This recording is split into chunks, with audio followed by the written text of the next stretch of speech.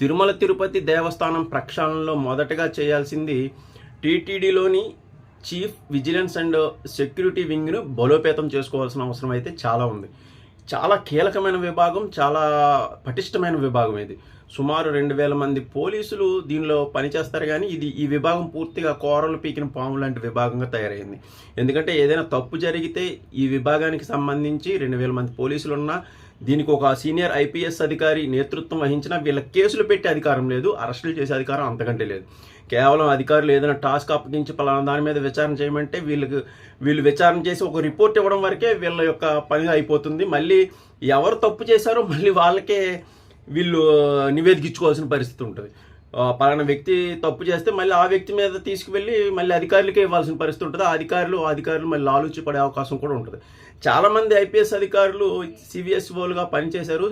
అంటే స్వామివారి సేవలో ఏదైనా మంచి పని చేసి ఓ పేరు తెచ్చుకుందామని వచ్చిన వాళ్ళు ఇక్కడున్న పరిస్థితిని చూసి టీటీడీలో జరుగుతున్న అక్రమాల మీద మనం ఏం చేయలేకపోతున్నాం, కేవలం మనం రాస్తున్న రిపోర్ట్లు కేవలం చెత్తబొట్లకే పరిమితం అయిపోతున్నాయి, ఎందుకు ఈ ఉద్యోగం అని మధ్యలో వెళ్ళిపోయిన అధికారులు కూడా చాలామంది నేను చూశాను. అంటే నేను చాలా కాలం పాటు తిరుమలలో రిపోర్టింగ్ విధులు నిర్వహిస్తున్న సమయంలో చాలామంది ఇలాంటి ఈ ఘోరమైన పరాభవం అండి, మాకు ఎందుకు వచ్చింది ఇది, ఇక్కడ ఏమీ అవ్వదు, ఇది ఇక్కడి నుంచి వెళ్ళిపోవడం మంచిది, అన్నీ చూస్తూ ఇక్కడ గడిపే కంటే స్వామివారిని దూరంగా చూస్తూ గడపడమే మంచిది అనే కోణంలో వెళ్ళిపోయిన వారు ఉంటారు.